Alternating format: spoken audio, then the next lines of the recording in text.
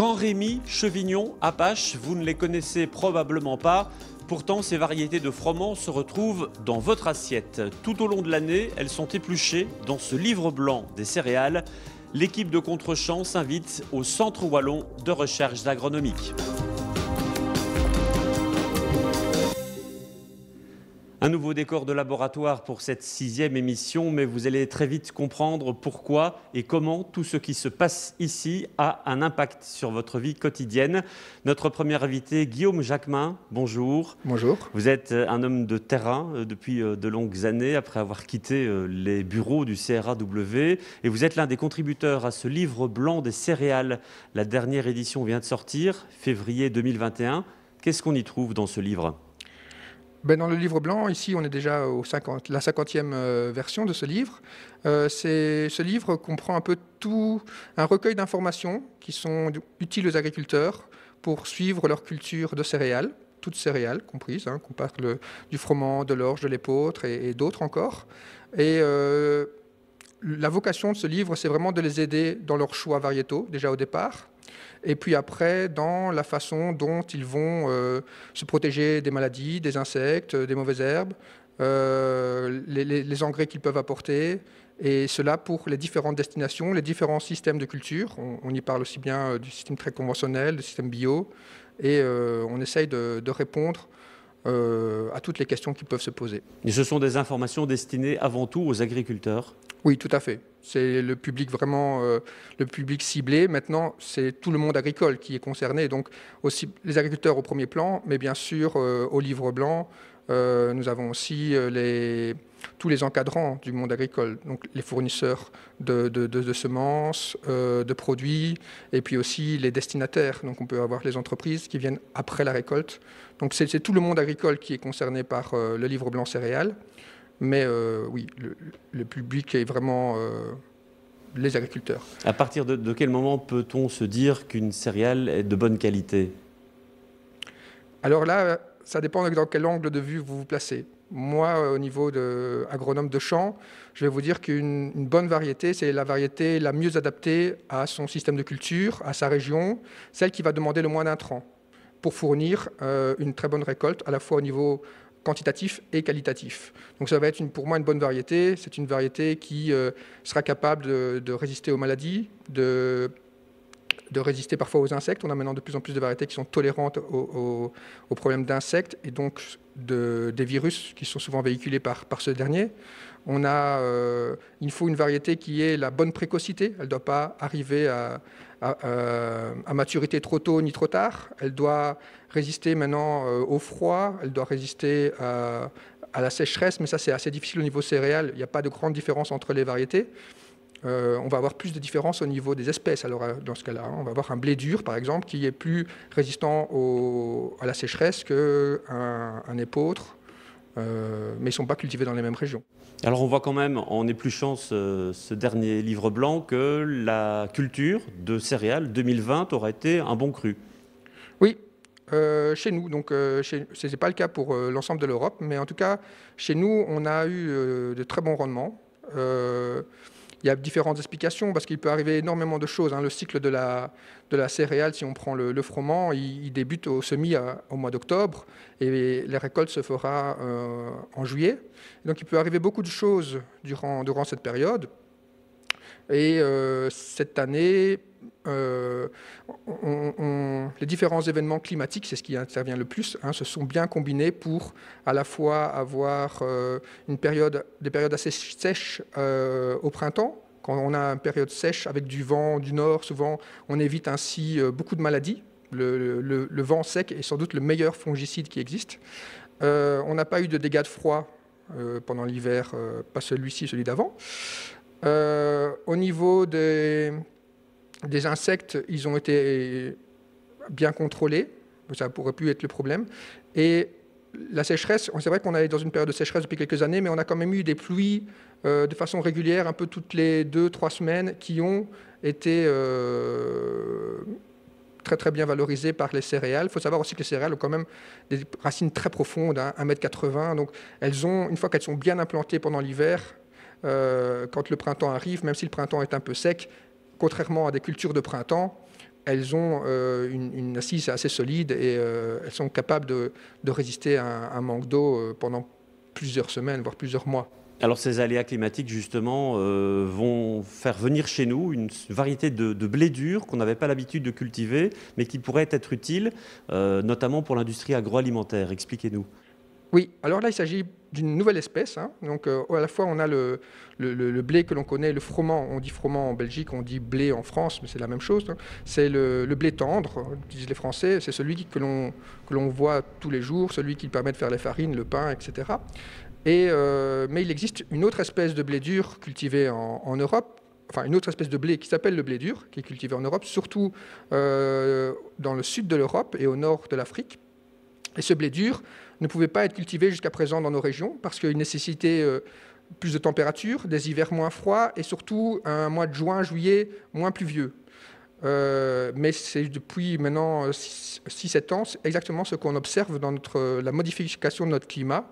On a de moins en moins, on a déjà perdu sur les 20 dernières années un tiers des précipitations printanières et estivales. Donc nos printemps et nos étés sont de plus en plus secs.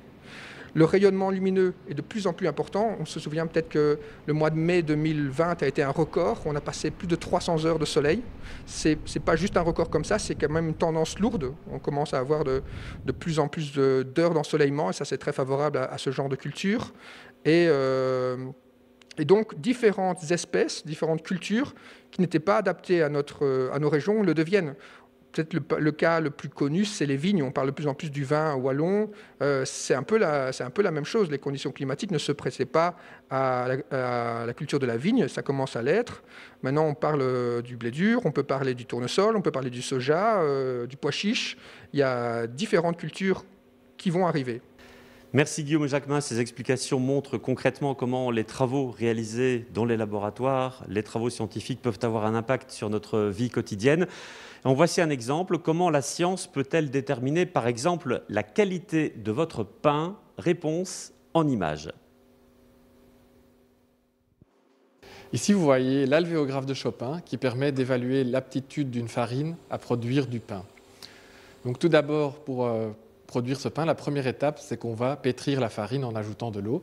Ça permet de former le réseau de gluten. Ensuite, on va former les pâtons. Les pâtons, on les laisse reposer. Et ensuite, on va évaluer l'aptitude des pâtons à former un bon pain avec un bon volume et aussi une bonne tenue des alvéoles, donc une bonne tenue du volume du pain. On va chercher des critères tout à fait différents pour un biscuit ou pour du pain. Pour du pain, on va chercher un bon volume et également une bonne ténacité et extensibilité de la farine. Et donc, ce serait très intéressant pour le consommateur qui fait ses pains de s'assurer que c'est les bonnes variétés qui ont été moulues et avec des bonnes teneurs en protéines. Demandez à votre vendeur s'il a l'info sur les variétés utilisées et la protéine, ce serait une super chose. Seconde partie d'émission avec un nouvel invité, Georges Sinave. Bonjour. Bonjour. Directeur scientifique ici de ce laboratoire au CRAW. On l'a vu dans cette séquence, les céréales sont scrutées très attentivement. Quel est le paramètre le plus important? Est-ce que c'est leur résistance aux conditions météorologiques? Est-ce que c'est leur résistance aux parasites? En fait, les aspects importants, c'est les aspects résistance aux maladies, résistance aux ravageurs et aux parasites. Les autres aspects, c'est plutôt lié, et c'est ce qu'on fait en laboratoire, c'est plutôt lié aux aspects voies de valorisation. Donc on essaye de trouver quelle céréale pour quelle utilisation. Et c'est ça qui détermine, selon vous, une bonne céréale? Exactement, il n'y a pas de bonne ou de mauvaise céréale, il y a plutôt une céréale qui est adaptée à tel ou à tel usage. Et donc, en fonction des attentes des transformateurs, eh bien, on leur apporte le lot qui leur correspond. Et pour ça, il faut bien le caractériser, le connaître. On l'a vu tout à l'heure, l'année 2020 a été assez bonne du point de vue des céréales wallonnes. Évidemment, il y a des hauts et des bas. Est-ce qu'on peut dire que sur le long terme, la qualité des céréales cultivées ici en Wallonie s'améliore? Il y a un aspect pour lequel on n'a pas du tout de maîtrise, ce sont les aléas climatiques. Ça, on les subit. Par contre, sur l'évolution de la qualité à long terme, disons qu'eu égard aux utilisations, la Wallonie s'est orientée plutôt vers des céréales tout venant. Alors ces céréales tout venant, quand on va vers des usages en alimentation humaine, on leur ajoute des céréales correctrices ou on ajoute des additifs ou des auxiliaires technologiques. Maintenant, évidemment, comme la mode n'est plus tellement aux auxiliaires technologiques, on a tendance à revenir aux fondamentaux et reconsidérer que le choix variétal, c'est peut-être la chose la plus importante pour que ce soit la variété qui vous amène déjà la qualité et pas des auxiliaires technologiques ni des additifs. On importe encore beaucoup de céréales en Belgique. En fait, la Belgique est un gros pays utilisateur de céréales parce qu'on a une grosse industrie d'alimentation du bétail, on a une grosse industrie de fractionnement, c'est-à-dire qu'on sépare l'amidon des protéines. On a aussi une grosse usine qui fabrique du bioéthanol. Et donc, ce sont les gros usages, au niveau kilo en tout cas, au niveau quantité, des céréales. À côté de ça, la meunerie-boulangerie, qui va vers l'alimentation humaine, ne tire qu'à peu près 5 à 8% des céréales belges ou wallonnes. Pour en revenir à l'alimentation humaine, il y a la question du gluten, pour des raisons de santé, pour des raisons d'allergie. Beaucoup de personnes mettent le gluten de côté. Est-ce que ça change votre manière de travailler ? Bon, l'aspect gluten est à considérer d'abord pour les personnes les plus sensibles. C'est ce qu'on appelle les gens atteints de la maladie cœliaque. Ce sont des gens qui représentent 1,5% de la population. Pour ces gens-là, le gluten est totalement proscrit. Donc, il faut qu'on s'oriente vers d'autres choses que des céréales, puisque toutes les céréales connues, le froment, l'épeautre, le seigle, l'orge, contiennent une forme de gluten. Et donc, pour elles, ces personnes-là doivent vraiment avoir des produits estampillés gluten-free. Il y a d'autres personnes qui témoignent plutôt d'une sensibilité accrue ou d'une hypersensibilité, qui ont des problèmes digestifs. Là, à ce moment-là, elles peuvent changer de type de céréales. Il y a des gens qui vous disent que si je prends du pain d'épeautre, j'ai moins de problèmes qu'avec du pain de froment. Si je prends des fermentations qui ont été faites au levain, j'ai moins de soucis. C'est simplement parce que la protéine pour laquelle eux sont sensibles a été modifiée, du coup leur sensibilité diminue. Par contre, il y a pour toute une série de personnes où c'est juste un effet de mode, et ça, je veux dire, il ne faut pas tomber là-dedans, puisque le gluten, c'est un des principaux constituants naturels des céréales.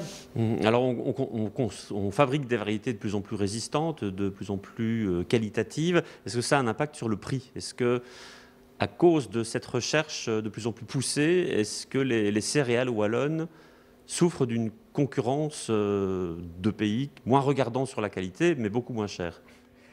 Clairement, au niveau belge, en tout cas, la qualité, les critères de qualité ne payent pas tellement, c'est surtout les kilos qui payent. Comme on est vers une qualité standard, il y a des blés qui sont importés pour corriger les blés belges. Mais, je veux dire, l'industrie belge tire énormément de céréales, donc quelque part, on n'est pas pénalisé sur l'export puisqu'on n'exporte pas tellement.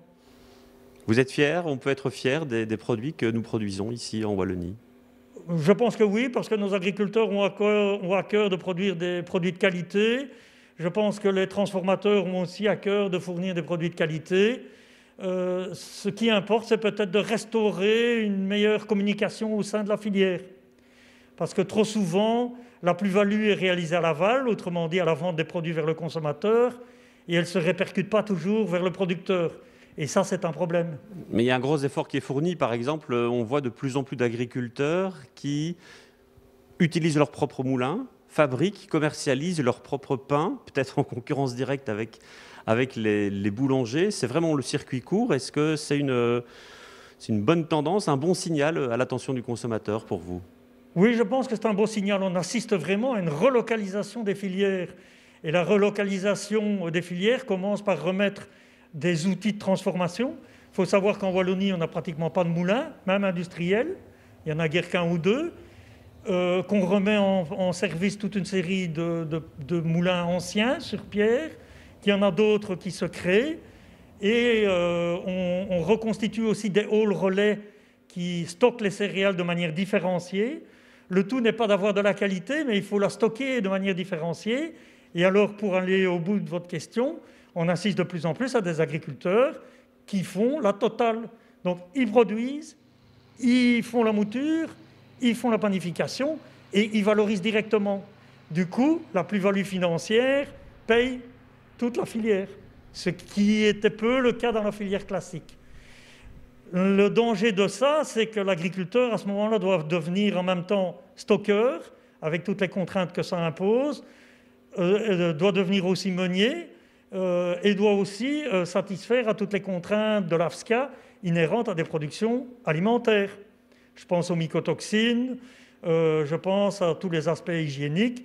Donc à ce moment-là, vous avez l'AFSCA qui vient contrôler, assez logiquement.